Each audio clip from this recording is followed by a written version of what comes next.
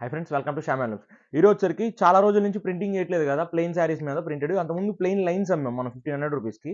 ఇప్పుడు with brush paint చేయించాం అనమాట. వాటికి చూసుకోండి, బ్రష్ పెయింట్ అంటే ఏంటి అనుకుని ఉండొచ్చు. ఇది చూడండి, ఇదంతా మనం బ్రష్తో చేయించాం అనమాట. చేతులు చూడండి, ఇంకా స్టిక్కీగా అంటుకుంటుంది, ఇంకా ఆరలేదు కూడా సరిగ్గా.